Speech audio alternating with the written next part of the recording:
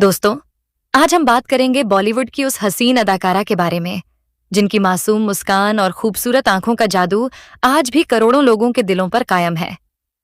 इनके लिए कहा जाता है कि ये इतनी ज्यादा खूबसूरत थीं कि उस दौर के कैमरे भी इनकी खूबसूरती को सिर्फ 5% ही कैद कर पाते थे। लेकिन जितनी ज्यादा खूबसूरत इनकी जिंदगी दिखती थी, उतनी ही बदसूरत इनकी किस्मत थी। इन्होंने सिर्फ 36 साल की उम्र में इस दुनिया को अलविदा कह दिया। इन्हें इतनी दर्द भरी मौत मिली कि रोज डॉक्टर इनके शरीर से खून निकालने के लिए इनके घर आया करते। इस अदाकारा की दर्द भरी कहानी जानने से पहले चलिए एक नजर डालते हैं इनके फिल्मी करियर पर। इनकी जिंदगी का एक ऐसा राज था जिस राज ने उनकी सारी खुशियां छीन लीं और आखिरी वक्त में इन्हें बिल्कुल अकेला कर दिया। आज हम जिस एक्ट्रेस की बात करने जा रहे हैं, उन्हें सौंदर्य की देवी भी कहा जाता है। जी हाँ, हम बात कर रहे हैं मधुबाला जी की। उन्हें जो भी एक बार देख लेता कभी भुला नहीं पाता। न सिर्फ भारत में बल्कि विदेश तक में लोग उनकी खूबसूरती के कायल थे। मधुबाला जी को वीनस ऑफ इंडियन सिनेमा भी कहा जाता है।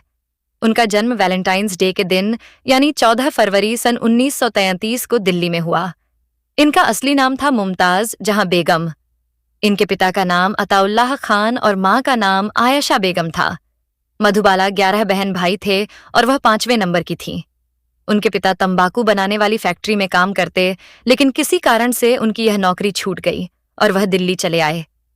अब उन्होंने अपने परिवार को पालने के लिए काम की तलाश शुरू कर दी। घर के हालात बेहद खराब थे। 2 वक्त की रोटी भी जुटा पाना मुश्किल था। मुमताज को बचपन से ही गाने का बेहद शौक था और एक बार इत्तेफाक से उन्हें रेडियो स्टेशन जाने का मौका मिला, जहां बच्चों पर एक कार्यक्रम चल रहा था, निशाना और श्रृंगार। जिस दिन मुमताज का कार्यक्रम होना था, उस दिन वहां बॉम्बे टॉकीज के जनरल मैनेजर राय बहादुर चुन्नीलाल भी मौजूद थे। उन्होंने इस कार्यक्रम में मुमताज को देखा और वह इस बच्ची से बेहद प्रभावित हो गए। उस वक्त बसंत फिल्म की शूटिंग चल रही थी और इस फिल्म के लिए वह एक छोटी सी बच्ची की तलाश कर रहे थे। उन्होंने मुमताज को बॉम्बे टॉकीज की मालकिन देविका रानी से मिलवाया। देविका को मुमताज बेहद पसंद आई और इस तरह मुमताज को एज ए चाइल्ड आर्टिस्ट अपनी पहली फिल्म मिली। इस फिल्म के लिए मुमताज को 150 रुपये महीना मिलने लगा। यह फिल्म सुपरहिट रही। इसके बाद अताउल्लाह खान अपने परिवार को लेकर बॉम्बे पहुंच गए। अब अताउल्लाह खान नन्ही सी मुमताज को लेकर बॉम्बे में स्टूडियो के चक्कर लगाने लगे। यह दौर मुमताज के संघर्ष का दौर था और एक दिन उनकी मेहनत रंग लाई और रंजीत स्टूडियो ने नन्ही मुमताज को 5 फिल्मों के लिए साइन कर लिया। इस तरह मुमताज का सारा बचपन फिल्मों में काम करने और अपने परिवार की जिम्मेदारी उठाने में चला गया। यहां तक कि उन्हें स्कूल जाने तक का मौका नहीं मिला। अब उनके पिता ही उनके मैनेजर बन गए और बड़े होते होते मुमताज बन गई मधुबाला। मधुबाला को एज ए लीड एक्ट्रेस पहली फिल्म मिली नीलकमल और इनके ऑपोजिट हीरो थे राज कपूर। ये राज कपूर की भी पहली फिल्म थी। इस फिल्म के समय मधुबाला की उम्र सिर्फ 14 साल थी। जब नीलकमल फिल्म रिलीज हुई तो हर कोई मधुबाला की खूबसूरती को देख उनका दीवाना हो गया। नीलकमल के बाद मधुबाला के पास फिल्मों की झड़ी लग गई। मधुबाला की जिंदगी से जुड़ा हर फैसला उनके पिता किया करते।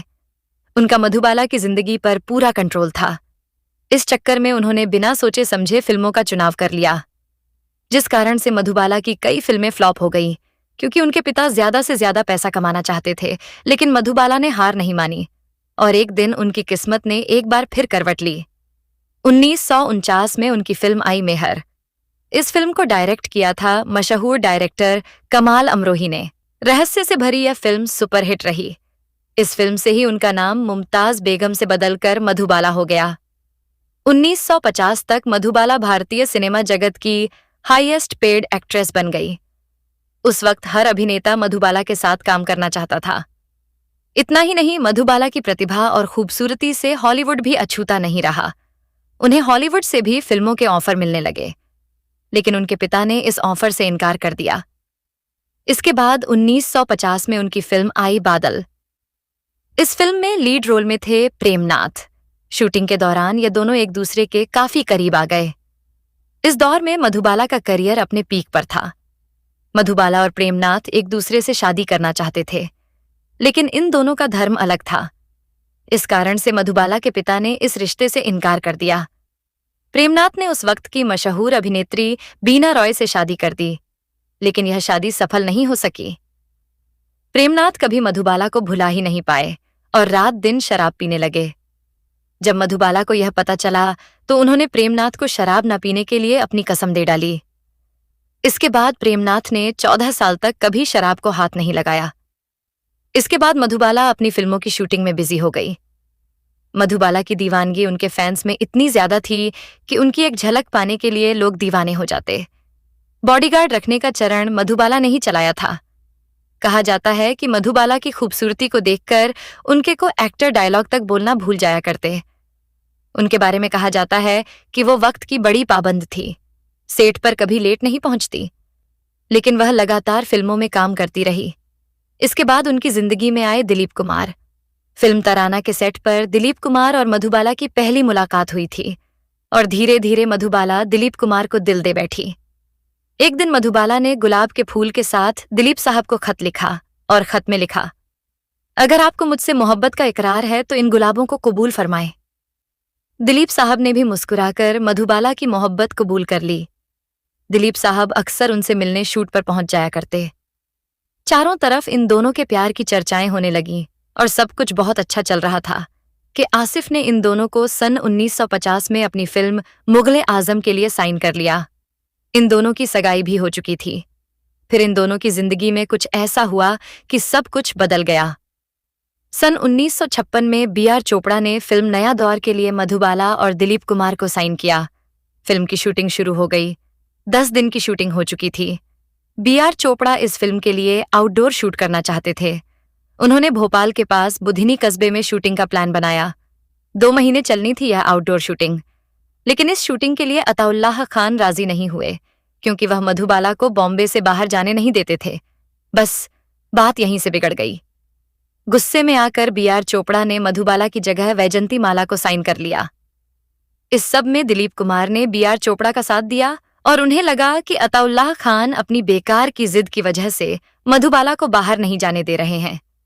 बात यहीं खत्म नहीं हुई। अताउल्लाह खान ने फिल्म की शूटिंग रोकने के लिए बी.आर. चोपड़ा पर केस कर दिया। वहीं बी.आर. चोपड़ा ने 1000 रुपये साइनिंग अमाउंट वापस करने के लिए उन पर उल्टा केस कर डाला। इस सब में दिलीप कुमार ने बी.आर. चोपड़ा का साथ दिया। इस बात से मधुबाला को गहरा धक्का लगा और इन दोनों की राहें अलग हो गईं। 7 साल का गहरा प्यार एक झटके में बिखर गया। इसके बाद इंडस्ट्री के कुछ बड़े लोगों ने बी.आर. चोपड़ा और अताउल्लाह खान की सुलह करा दी। अब बस मधुबाला इतना चाहती थी कि दिलीप कुमार उनके पिता से सॉरी बोल दे। इस बात का जिक्र उनकी छोटी बहन मधुर भूषण ने अपने एक इंटरव्यू में भी किया था। एक उनका अहम बन गया, एक उनका गुरूर था कि मैं तो नहीं बोलूंगा सॉरी। लेकिन दिलीप कुमार उनसे सॉरी बोलने के लिए राजी नहीं हुए और सिर्फ एक शब्द सॉरी ना बोलने के कारण ये दोनों हमेशा के लिए अलग हो गए। दरअसल अताउल्लाह खान का मधुबाला की जिंदगी पर पूरा कंट्रोल था और यह बात दिलीप साहब को बिल्कुल पसंद नहीं थी। उन्होंने मधुबाला से कहा था कि अगर वह अपने पिता से सारे रिश्ते खत्म कर लें तो वह उनसे शादी कर लेंगे, लेकिन मधुबाला को यह मंजूर नहीं था। चलिए अब आपको बताते हैं कि वह क्या राज था जिसके कारण अताउल्लाह मधुबाला को बॉम्बे से बाहर नहीं जाने देते थे। दरअसल बचपन से ही मधुबाला के दिल में एक छेद था और उन्हें अक्सर खून की उल्टी हो जाया करती। इसलिए अताउल्लाह उन्हें बाहर जाने की इजाजत नहीं देते थे क्योंकि वह नहीं चाहते थे कि यह बात बाहर फैले, क्योंकि इससे मधुबाला के करियर पर बुरा असर पड़ सकता था। लेकिन धीरे धीरे मधुबाला की तबीयत खराब रहने लगी। मुग़ल-ए-आज़म को बनने में पूरे 14 साल लगे थे और इस फिल्म के बनते बनते मधुबाला और दिलीप कुमार के बीच इतनी दूरियां आ गई थीं कि यह सेट पर एक दूसरे से बात तक नहीं करते थे। इस फिल्म का एक रोमांटिक सीन था जिसमें सलीम अनारकली के चेहरे पर पंख घुमाता है, लेकिन उस वक्त इन दोनों के बीच सलाम दुआ तक नहीं थी। इस फिल्म की शूटिंग के दौरान मधुबाला की तबीयत काफी खराब हो गई। इस फिल्म में उन्हें असली लोहे की जंजीरें तक पहनाई गई ताकि सीन ओरिजिनल लगे। 5 अगस्त 1960 को मुग़ल-ए-आज़म रिलीज हुई। यह फिल्म ऐसी सुपरहिट हुई कि आज तक भारतीय सिनेमा में इस फिल्म को याद किया जाता है। इसके बाद इनकी जिंदगी में आए गायक और अभिनेता किशोर कुमार। इन दोनों ने कई फिल्मों में एक साथ काम किया। फिल्म के सेट पर किशोर कुमार अपनी बातों से मधुबाला को खूब हंसाते। मधुबाला को किशोर कुमार के साथ वक्त गुजारना अच्छा लगने लगा, लेकिन किशोर कुमार मधुबाला से प्यार करने लगे थे। उस वक्त न सिर्फ किशोर कुमार बल्कि भारत भूषण प्रदीप कुमार भी मधुबाला के दीवाने हो गए थे और इन तीनों ने मधुबाला को शादी का प्रस्ताव दे डाला। लेकिन मधुबाला किशोर कुमार की तरफ आकर्षित होती जा रही थी और किशोर कुमार भी उन्हें इम्प्रेस करने का एक भी मौका नहीं छोड़ते। इन दोनों ने शक्ति सामंथा की एक फिल्म साइन की नॉटी बॉय। लेकिन फिल्म शुरू होने से पहले ही मधुबाला की तबीयत ज्यादा खराब हो गई और डॉक्टर ने उन्हें इलाज के लिए लंदन जाने को कहा। लेकिन वह लंदन जाने से पहले ही शादी करना चाहती थी क्योंकि वह शादीशुदा जिंदगी जीना चाहती थी। जब किशोर कुमार को उनकी इस इच्छा के बारे में पता चला तो उन्होंने मधुबाला के पिता अताउल्लाह से शादी की बात कर डाली। अताउल्लाह चाहते थे कि वह लंदन से वापस आकर शादी करें। इस कारण से मधुबाला और किशोर कुमार ने कोर्ट मैरिज कर ली। किशोर कुमार ने मधुबाला की खातिर अपना धर्म तक बदल लिया था। जहां उन्होंने इस्लाम धर्म के मुताबिक मधुबाला से निकाह किया, वहीं हिंदू रीति रिवाज से भी शादी की। लेकिन किशोर कुमार के माता पिता ने मधुबाला को बहू के रूप में कभी स्वीकार नहीं किया। किशोर कुमार के लाख समझाने पर भी वो नहीं माने। वहीं हर किसी को यह शादी बेमेल नजर आ रही थी। इसके बाद किशोर कुमार मधुबाला को इलाज के लिए लंदन ले गए, लेकिन वहां डॉक्टर्स ने उनका इलाज करने से मना कर दिया और डॉक्टर्स ने कहा कि मधुबाला के पास जीने के लिए सिर्फ 2 साल हैं। इस बात से इन दोनों को गहरा धक्का लगा। लंदन से वापस आने के बाद मधुबाला की तबीयत ज्यादा खराब रहने लगी और वहीं किशोर कुमार ने खुद को काम में बेहद बिजी कर लिया। मधुबाला अपने पिता के घर वापस लौट आई और वहीं रहने लगी। किशोर कुमार कभी कभी उनसे वहीं आकर मिल लिया करते। वो उनका सारा खर्च तो उठाते, लेकिन अब उनके पास मधुबाला के लिए वक्त नहीं था। वो किशोर कुमार के साथ रहना चाहती थी, लेकिन किशोर कुमार उन्हें यह कहकर टाल देते थे कि मैं अकेला हूं, तुम्हारी देखभाल नहीं कर पाऊंगा, तुम यहीं रहो। मधुबाला बिल्कुल अकेली हो गई थी और खुद को बिजी रखने के लिए उन्होंने फिल्म निर्देशन का फैसला किया। लेकिन खराब सेहत के कारण वह यह काम भी नहीं कर पाई। धीरे धीरे वह बिस्तर पर आ गई। उनकी बहन मधुर भूषण ने बताया था कि उनकी बीमारी के कारण उनके शरीर में ज्यादा खून बनने लगा था, जिस कारण से उनके मुंह और नाक से खून आने लगता और डॉक्टर्स उनके शरीर से एक्स्ट्रा खून निकालने के लिए घर आया करती। बीमारी के कारण वो इतनी कमजोर हो गई थी कि सिर्फ हड्डी और खाल बची थी। अपने बिगड़ते रूप को देखकर वह बेहद दुखी हो जाया करती। वो धीरे धीरे मौत के करीब जा रही थी और एक दिन उनसे मिलने दिलीप कुमार उनके घर आए। दिलीप साहब ने इसका जिक्र करते हुए कहा था कि वह मरना नहीं चाहती थी। उन्होंने दिलीप कुमार से पूछा कि अगर वह ठीक हो गई तो क्या वह उनके साथ काम करेंगे। तब दिलीप साहब ने कहा था कि हाँ, वो बिल्कुल ठीक हो जाएंगी और वह उनके साथ जरूर काम करेंगे। मधुबाला की हालत इतनी खराब हो गई थी कि उनका सांस लेना भी मुश्किल हो गया था। उन्हें हर घंटे में ऑक्सीजन देना पड़ता था और आखिर वो दिन आ गया। तारीख थी 21 फरवरी 1969। तबीयत लगातार बिगड़ती जा रही थी। आखिरकार 23 फरवरी 1969 को बॉलीवुड की इस खूबसूरत अदाकारा और वीनस ऑफ इंडियन सिनेमा ने हमेशा के लिए इस दुनिया को अलविदा कह दिया। जिस वक्त मधुबाला का इंतकाल हुआ, उस वक्त दिलीप कुमार मुंबई में मौजूद नहीं थे। वह मद्रास में अपनी फिल्म कॉपी की शूटिंग कर रहे थे। दिलीप कुमार उनके अंतिम दर्शन के लिए मुंबई पहुंच पाते, उससे पहले ही मधुबाला को सांता क्रूज कब्रिस्तान में सुपुर्द खाक कर दिया गया। और इस तरह बॉलीवुड का यह खूबसूरत सितारा हमेशा के लिए सितारों की उस दुनिया में खो गया जहां से कोई वापस नहीं आता। लेकिन मधुबाला की कहानी उनकी मौत के साथ खत्म नहीं हुई थी। असली सवाल तो यह है कि आखिर जिस लड़की ने बचपन से अपने परिवार के लिए संघर्ष किया, जिसने कम उम्र में फिल्मी दुनिया में कदम रखा और देखते ही देखते लाखों दिलों की धड़कन बन गई, उसकी अपनी जिंदगी में आखिर इतना अकेलापन क्यों आया।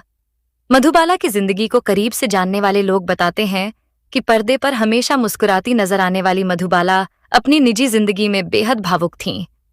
वह चाहती थीं कि उन्हें भी एक आम लड़की की तरह प्यार मिले, एक घर मिले और कोई ऐसा इंसान हो जो उनके साथ आखिरी वक्त तक खड़ा रहे। लेकिन उनकी जिंदगी में मोहब्बत आई तो सही, मगर हर बार अपने साथ कोई ना कोई दर्द भी लेकर आई।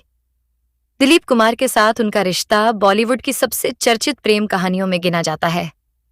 दोनों ने एक दूसरे से बेहद मोहब्बत की, लेकिन परिवार, परिस्थितियों और कुछ ऐसे फैसलों ने दोनों को एक दूसरे से दूर कर दिया, जिनका असर जिंदगी भर रहा। और फिर आया वो द्वार जब मधुबाला की जिंदगी में बीमारी का दर्द बढ़ता चला गया। बाहर की दुनिया उन्हें पर्दे पर खूबसूरत और खुशहाल देख रही थी, लेकिन उनके घर के अंदर हालात बिल्कुल अलग थे। उनकी बीमारी इतनी गंभीर हो चुकी थी कि उनका सामान्य जीवन मुश्किल होता जा रहा था। फिर भी उन्होंने आखिरी समय तक उम्मीद नहीं छोड़ी। कहा जाता है कि जब दिलीप कुमार उनसे मिलने उनके घर पहुंचे, तब मधुबाला की हालत बेहद खराब थी। इसके बावजूद उनके दिल में फिल्मों में वापस लौटने की इच्छा जिंदा थी। उन्होंने दिलीप कुमार से पूछा कि अगर वह ठीक हो जाए, तो क्या वह उनके साथ दोबारा काम करेंगे? सोचिए, जिस इंसान के साथ कभी जिंदगी बिताने का सपना देखा था, उससे जिंदगी के आखिरी दौर में सिर्फ दोबारा साथ काम करने की उम्मीद करना कितना भावुक पल रहा होगा। दिलीप कुमार ने उन्हें भरोसा दिया कि वह ठीक हो जाएंगी और दोनों फिर साथ काम करेंगे। लेकिन शायद किस्मत को कुछ और ही मंजूर था। मधुबाला चली गईं, मगर उनकी फिल्मों ने उन्हें जाने नहीं दिया। आज भी जब पर्दे पर उनका चेहरा दिखाई देता है, तो ऐसा लगता है जैसे वक्त कुछ पल के लिए रुक गया हो। उनकी मुस्कान आज भी वैसी ही है, उनकी आंखों की चमक आज भी वैसी ही है और उनकी अदाकारी आज भी नई पीढ़ी को हैरान करती है। सबसे हैरान करने वाली बात यह है कि मधुबाला ने अपनी जिंदगी के सिर्फ 36 साल देखे, लेकिन इन 36 सालों में उन्होंने वो मुकाम हासिल कर लिया जिसे पाने में कई कलाकारों को पूरी जिंदगी लग जाती है। उनकी जिंदगी हमें एक बात जरूर सिखाती है, कभी कभी जिस इंसान को दुनिया सबसे खुश समझती है, उसके अंदर सबसे बड़ा दर्द छिपा होता है। मधुबाला के पास शोहरत थी, दौलत थी, खूबसूरती थी और लाखों चाहने वाले थे, लेकिन जिस चीज की उन्हें सबसे ज्यादा जरूरत थी, शायद वह था सुकून। और शायद यही उनकी जिंदगी की सबसे बड़ी विडंबना थी। जिस लड़की की मुस्कान ने करोड़ों लोगों को खुशी दी, वह खुद अपनी जिंदगी में उस खुशी को पूरी तरह हासिल नहीं कर पाई। आज मधुबाला हमारे बीच नहीं है, लेकिन उनका नाम आज भी भारतीय सिनेमा के इतिहास में उसी चमक के साथ दर्ज है, क्योंकि कुछ सितारे आसमान में नहीं होते, कुछ सितारे लोगों के दिलों में बसते हैं, और मधुबाला उन्हीं सितारों में से एक थीं। लेकिन दोस्तों, मधुबाला की कहानी सिर्फ उनकी खूबसूरती और फिल्मों की सफलता की कहानी नहीं थी। यह एक ऐसी लड़की की कहानी थी जिसने बचपन से ही जिंदगी की मुश्किलों को बहुत करीब से देखा था। जिस उम्र में दूसरे बच्चे स्कूल जाते हैं, दोस्तों के साथ खेलते हैं और अपने भविष्य के सपने देखते हैं, उस उम्र में मधुबाला कैमरों के सामने खड़ी होकर काम कर रही थीं। उनके कंधों पर सिर्फ अपने सपनों का नहीं, बल्कि पूरे परिवार का बोझ था। शायद यही वजह थी कि इतनी छोटी उम्र में ही उन्होंने जिंदगी को उस तरह समझ लिया था, जिस तरह बहुत से लोग पूरी जिंदगी में नहीं समझ पाते। पर्दे पर वह जितनी चंचल और खुश नजर आती थीं, असल जिंदगी में उतनी ही संवेदनशील थीं। उनकी खूबसूरती की चर्चा सिर्फ भारत तक सीमित नहीं थी। लोग उनकी तस्वीरें देखकर हैरान रह जाते थे। उनके चेहरे की मासूमियत, उनकी मुस्कुराहट और उनकी आंखों में एक अलग ही आकर्षण था। लेकिन इस खूबसूरती के पीछे एक ऐसा दर्द छिपा था जिसे बहुत कम लोग समझ पाए। उनकी जिंदगी में प्यार भी आया। दिलीप कुमार और मधुबाला की प्रेम कहानी अपने दौर की सबसे चर्चित प्रेम कहानियों में से एक थी। दोनों एक दूसरे के बेहद करीब आए। दोनों ने एक दूसरे के साथ भविष्य के सपने देखे। लेकिन रिश्ते सिर्फ दो लोगों के बीच नहीं होते, उनके साथ परिवार, परिस्थितियां और समाज भी जुड़ा होता है। धीरे धीरे दोनों के बीच ऐसी परिस्थितियां पैदा हुईं जिनसे उनका रिश्ता टूटने की कगार पर पहुंच गया। मधुबाला के लिए यह सिर्फ एक रिश्ता टूटना नहीं था, यह उनके उस सपने का टूटना था जिसमें उन्होंने अपनी पूरी जिंदगी किसी के साथ बिताने की कल्पना की थी। इसके बाद उनकी जिंदगी में किशोर कुमार आए। किशोर कुमार का स्वभाव दिलीप कुमार से बिल्कुल अलग था। वह अपनी मजाकिया बातों और हंसाने वाले अंदाज से मधुबाला को खुश रखने की कोशिश करते थे। मधुबाला भी उनके साथ समय बिताना पसंद करने लगीं। दोनों ने शादी कर ली, लेकिन यह शादी भी वैसी नहीं रही जैसी मधुबाला ने शायद अपने मन में सोची होगी। उनकी बीमारी लगातार बढ़ रही थी। डॉक्टरों की चिंता बढ़ती जा रही थी। एक समय ऐसा आया जब मधुबाला के लिए सामान्य जिंदगी जीना भी मुश्किल हो गया, और यहाँ से उनकी जिंदगी का सबसे दर्दनाक दौर शुरू हुआ। वह धीरे धीरे फिल्मों से दूर होती चली गईं। जिस अभिनेत्री के सेट पर पहुंचते ही माहौल बदल जाता था, वही अभिनेत्री अब अपने घर के कमरे तक सीमित होती जा रही थी। जिस चेहरे को देखने के लिए हजारों लोग सिनेमा घरों तक जाते थे, वही चेहरा अब बीमारी की वजह से कमजोर होता जा रहा था। लेकिन मधुबाला के अंदर जीने की इच्छा आखिरी समय तक बनी रही। वह अपनी जिंदगी खत्म नहीं करना चाहती थीं। वह ठीक होना चाहती थीं। वह फिर से काम करना चाहती थीं। वह फिर से कैमरे के सामने खड़ा होना चाहती थीं। और शायद सबसे ज्यादा वे एक सामान्य जिंदगी जीना चाहती थीं। सोचिए दोस्तों, एक ऐसी महिला जिसके पास दुनिया की तमाम शोहरत थी, जिसके नाम पर फिल्में बिकती थीं, जिसके साथ काम करने के लिए बड़े बड़े कलाकार तैयार रहते थे, वह अपने जीवन के आखिरी दिनों में सिर्फ कुछ सामान्य पलों के लिए तरस रही थी। वह चाहती थी कि कोई उनके पास बैठे, उनसे बातें करे, उन्हें हंसाए, उन्हें यह महसूस कराए कि वह अकेली नहीं है। और शायद यही वह चीज थी जिसकी उन्हें सबसे ज्यादा कमी महसूस हुई। जब दिलीप कुमार उनसे मिलने उनके घर पहुंचे, तब दोनों की जिंदगी बहुत आगे निकल चुकी थी। कभी जिन दोनों के बीच मोहब्बत हुआ करती थी, अब उनके बीच सिर्फ पुरानी यादें थीं। लेकिन दिल के किसी कोने में शायद वह रिश्ता आज भी जिंदा था। मधुबाला ने उनसे पूछा कि अगर वह ठीक हो जाएं, तो क्या वह उनके साथ दोबारा काम करेंगे।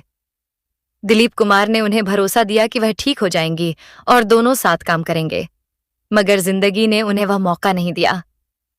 23 फरवरी 1969। यह तारीख भारतीय सिनेमा के इतिहास में हमेशा के लिए दर्ज हो गई। सिर्फ 36 साल की उम्र में मधुबाला इस दुनिया से चली गईं।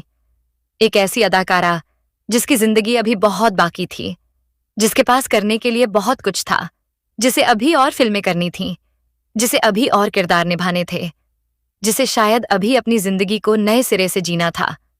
लेकिन वक्त ने उन्हें मौका नहीं दिया। उनके जाने के बाद उनकी फिल्मों की लोकप्रियता कम नहीं हुई, बल्कि समय के साथ उनकी फिल्मों और उनके किरदारों को एक अलग ही दर्जा मिलता गया। आज की पीढ़ी शायद उस दौर की फिल्मों को पूरी तरह महसूस न कर पाए, लेकिन मधुबाला का नाम सुनते ही एक चेहरा आंखों के सामने जरूर आ जाता है। वह चेहरा जिसमें मासूमियत भी थी और शरारत भी, वह मुस्कान जिसमें खुशी भी थी और शायद कहीं न कहीं छिपा हुआ दर्द भी, और वे आंखें जिनके बारे में आज भी लोग कहते हैं कि उनमें सिर्फ खूबसूरती नहीं, बल्कि एक पूरी कहानी दिखाई देती थी। मधुबाला की सबसे बड़ी खूबी शायद यही थी कि वह सिर्फ खूबसूरत नहीं थीं, वह पर्दे पर किरदार को जीवंत कर देती थीं। चाहे वह महल की रहस्यमयी दुनिया हो, चलती का नाम गाड़ी की कॉमेडी हो, या मुगल-ए-आजम की अनारकली, हर किरदार में उन्होंने अपनी एक अलग पहचान बनाई। और अनारकली के रूप में तो उन्होंने ऐसा इतिहास बनाया जिसे भारतीय सिनेमा शायद कभी भूल ही नहीं सकता। मुगल-ए-आजम की शूटिंग के दौरान उनकी तबीयत खराब रहती थी, लेकिन उन्होंने अपने काम के प्रति समर्पण में कोई कमी नहीं आने दी। आज जब हम वह फिल्म देखते हैं और अनारकली को पर्दे पर देखते हैं, तो शायद यह कल्पना करना भी मुश्किल है कि उस खूबसूरत चेहरे के पीछे एक ऐसी महिला थी जो अपनी जिंदगी की सबसे कठिन लड़ाई लड़ रही थी। यही तो सिनेमा का जादू है। दर्शक पर्दे पर किरदार देखते हैं, लेकिन कलाकार उस किरदार के पीछे अपना पूरा जीवन छोड़ जाता है। मधुबाला ने भी यही किया। उन्होंने हमें हंसाया, उन्होंने हमें रुलाया, उन्होंने हमें मोहब्बत करना सिखाया, और जाते जाते अपने पीछे ऐसी याद छोड़ गईं जिसे 7 दशक से ज्यादा समय गुजर जाने के बाद भी मिटाया नहीं जा सका। आज भी जब उनकी कोई तस्वीर सामने आती है तो लोग कुछ पल के लिए रुक जाते हैं, क्योंकि कुछ खूबसूरती वक्त के साथ पुरानी नहीं होती, कुछ चेहरे उम्र के मोहताज नहीं होते, और कुछ सितारे मरकर भी खत्म नहीं होते। मधुबाला भी उन्हीं सितारों में से एक थीं। उनकी जिंदगी हमें यह सोचने पर मजबूर करती है कि शोहरत और खुशी एक ही चीज नहीं होती। दुनिया आपको देखकर कह सकती है कि आपकी जिंदगी कितनी खूबसूरत है, लेकिन आपके दिल में क्या चल रहा है ये सिर्फ आप जानते हैं। मधुबाला के पास दौलत थी, शोहरत थी, खूबसूरती थी और लाखों चाहने वाले थे, लेकिन शायद उनकी जिंदगी जिस चीज के लिए सबसे ज्यादा तरसती रही वह था सुकून। और यही उनकी कहानी का सबसे दर्दनाक पहलू है। एक ऐसी लड़की जिसने बचपन में अपने परिवार को संभाला, एक ऐसी अभिनेत्री जिसने बेहद कम उम्र में आसमान छू लिया, एक ऐसी प्रेमिका जिसने सच्चे दिल से मोहब्बत की, एक ऐसी पत्नी जिसने शादी के बाद भी जिंदगी को संभालने की कोशिश की, और आखिर में एक ऐसी बीमार महिला जिसने मौत के सामने भी जीने की इच्छा नहीं छोड़ी। मधुबाला चली गईं, लेकिन उनकी मुस्कान आज भी जिंदा है, उनकी आंखें आज भी बोलती हैं, उनकी फिल्में आज भी देखी जाती हैं, और उनका नाम आज भी भारतीय सिनेमा की सबसे चमकदार यादों में शामिल है। शायद इसलिए मधुबाला को सिर्फ एक अभिनेत्री कहना उनके साथ नाइंसाफी होगी। वह एक दौर थीं, एक एहसास थीं, एक ऐसी खूबसूरत याद थीं जिसे वक्त मिटा नहीं पाया, और शायद कभी मिटा भी नहीं पाएगा, क्योंकि कुछ सितारे आसमान में नहीं होते, कुछ सितारे लोगों के दिलों में बसते हैं। और मधुबाला हमेशा उन्हीं सितारों में रहेंगी। लेकिन दोस्तों, मधुबाला के जाने के बाद भी उनकी कहानी खत्म नहीं हुई, बल्कि शायद उनकी असली कहानी उनके जाने के बाद शुरू हुई। क्योंकि वक्त गुजरता गया, नई नई अभिनेत्रियां आती गईं, बॉलीवुड का चेहरा बदलता गया, फिल्मों का अंदाज बदल गया, तकनीक बदल गई, लेकिन मधुबाला की खूबसूरती और उनकी फिल्मों का जादू आज भी कायम रहा। आज की पीढ़ी जब पुरानी फिल्मों को देखती है तो उसे सबसे पहले जिन चेहरों में से एक अपनी तरफ खींचता है, वह चेहरा मधुबाला का होता है। उनकी तस्वीरों को देखकर आज भी लोग यही सवाल करते हैं कि आखिर कोई इंसान इतना खूबसूरत कैसे हो सकता है। लेकिन शायद मधुबाला की खूबसूरती सिर्फ उनके चेहरे में नहीं थी। उनकी खूबसूरती उनके अभिनय में थी, उनकी आवाज में थी, उनकी मुस्कुराहट में थी, उनकी आंखों में थी, और सबसे ज्यादा उनके उस अंदाज में थी जिसमें वह बिना ज्यादा कुछ कहे भी बहुत कुछ कह जाती थीं। मधुबाला की जिंदगी का एक और पहलू बेहद दिलचस्प है। वह सिर्फ गंभीर और दर्द भरे किरदारों के लिए ही याद नहीं की जाती। उन्होंने कॉमेडी में भी अपनी जबरदस्त पहचान बनाई। चलती का नाम गाड़ी में उनका चुलबुला अंदाज आज भी लोगों को हंसाता है। किशोर कुमार के साथ उनकी जोड़ी को दर्शकों ने बेहद पसंद किया। पर्दे पर दोनों की केमिस्ट्री इतनी स्वाभाविक लगती थी कि दर्शक कुछ देर के लिए भूल जाते थे कि वे सिर्फ एक फिल्म देख रहे हैं। लेकिन शायद सबसे बड़ी विडंबना यही थी कि जिस अभिनेत्री को पर्दे पर देखकर लोग हंसते थे, उसकी निजी जिंदगी में कई ऐसे पल थे जब वह खुद दर्द से गुजर रही थीं। यही कलाकार की जिंदगी है। वह अपने दर्द को छिपाकर दूसरों को खुशी देता है, और मधुबाला ने भी यही किया। उन्होंने कभी अपने दर्शकों को अपनी परेशानियों का बोझ महसूस नहीं होने दिया। वह कैमरे के सामने आती थीं, मुस्कुराती थीं, अपना किरदार निभाती थीं, और फिर कैमरा बंद होते ही अपनी असली जिंदगी में वापस लौट जाती थीं। मधुबाला के जीवन की सबसे बड़ी त्रासदी शायद यह नहीं थी कि वह सिर्फ 36 साल की उम्र में चली गईं। सबसे बड़ी त्रासदी यह थी कि उनकी जिंदगी के आखिरी वर्षों में उनके पास भविष्य की कल्पना करने के लिए बहुत कम समय बचा था। फिर भी वह उम्मीद करती रहीं। शायद कल बेहतर होगा, शायद इलाज काम करेगा, शायद वह फिर से चल पाएंगी, शायद वह फिर से स्टूडियो जाएंगी, शायद फिर से कोई निर्देशक उन्हें किसी नए किरदार में देखेगा। लेकिन हर बीतते दिन के साथ उनका शरीर कमजोर होता गया, और फिर वह दिन आ गया जब उनके चाहने वालों को यह खबर मिली कि मधुबाला अब इस दुनिया में नहीं रहीं। एक ऐसा चेहरा जिसे देखकर लोग मुस्कुराते थे, हमेशा के लिए खामोश हो गया। लेकिन उनकी खामोशी के बाद भी उनकी आवाज सुनाई देती रही। उनके गाने बजते रहे, उनकी फिल्में दिखाई जाती रहीं, उनकी तस्वीरें लोगों के घरों में लगी रहीं, और उनकी कहानी अगली पीढ़ी तक पहुंचती रही। यही किसी कलाकार की अमरता है। आज मधुबाला को याद करने के लिए किसी खास मौके की जरूरत नहीं पड़ती। उनकी कोई तस्वीर सामने आ जाए तो लोग रुक जाते हैं। मुगल-ए-आजम का कोई दृश्य सामने आ जाए तो लोग उसे देखने लगते हैं। चलती का नाम गाड़ी का कोई मजेदार दृश्य आ जाए तो लोग मुस्कुरा देते हैं। और जब उनकी जिंदगी की कहानी सामने आती है तो लोग सोचने लगते हैं कि इतनी खूबसूरत और मशहूर महिला की जिंदगी इतनी मुश्किल क्यों रही। शायद इस सवाल का कोई एक जवाब नहीं है। उनकी जिंदगी में बीमारी थी, परिवार की जिम्मेदारियां थीं, रिश्तों की जटिलताएं थीं, और समय की अपनी मजबूरियां थीं। लेकिन इन सब के बीच एक चीज हमेशा उनके साथ रही, उनकी कला। और यही कला उन्हें आज भी हमारे बीच जिंदा रखती है। इसलिए अगर कभी कोई आपसे पूछे कि मधुबाला कौन थीं, तो सिर्फ इतना मत कहना कि वह एक खूबसूरत अभिनेत्री थीं। कहना कि वह उस दौर की ऐसी कलाकार थीं जिसने बहुत छोटी जिंदगी में भारतीय सिनेमा पर इतनी गहरी छाप छोड़ी कि कई दशक बाद भी उनका नाम सम्मान और प्यार से लिया जाता है। कहना कि उन्होंने अपनी जिंदगी में दर्द देखा लेकिन दुनिया को मुस्कुराहट दी। कहना कि उन्होंने मोहब्बत की, उसे खोया, फिर जिंदगी को संभालने की कोशिश की। कहना कि बीमारी ने उनके शरीर को कमजोर कर दिया लेकिन उनकी कला को कमजोर नहीं कर पाई। और कहना कि मधुबाला की कहानी सिर्फ उनकी मौत की कहानी नहीं है, ये उनकी जिंदगी की कहानी है। एक ऐसी जिंदगी जो छोटी थी लेकिन साधारण नहीं थी। एक ऐसा चेहरा जो खूबसूरत था लेकिन सिर्फ खूबसूरत नहीं था। एक ऐसी अदाकारा जो मशहूर थी लेकिन सिर्फ मशहूर नहीं थी। वह एक ऐसा नाम थी जिसे भारतीय सिनेमा ने हमेशा के लिए अपने इतिहास में लिख दिया। मधुबाला। नाम छोटा है लेकिन कहानी बहुत बड़ी है। और शायद इसीलिए आज भी जब भारतीय सिनेमा की सबसे यादगार अभिनेत्रियों की बात होती है, तो इतने साल गुजर जाने के बाद भी उनका नाम उसी चमक के साथ सामने आता है। क्योंकि कुछ कहानियां खत्म नहीं होती, वे सिर्फ अगली पीढ़ी को सुनाई जाती हैं। और मधुबाला की कहानी भी ऐसी ही एक कहानी है। एक ऐसी कहानी जिसे जितना सुनो उतना ही लगता है कि अभी बहुत कुछ बाकी है।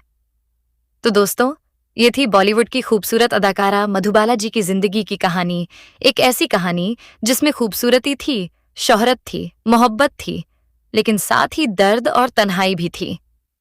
अगर आपको हमारी ये कहानी पसंद आई हो तो वीडियो को लाइक जरूर करें और ऐसी ही अनसुनी और दिलचस्प बॉलीवुड कहानियों के लिए हमारे यूट्यूब चैनल स्टार मनोहर राठौर को सब्सक्राइब करना बिल्कुल न भूलें।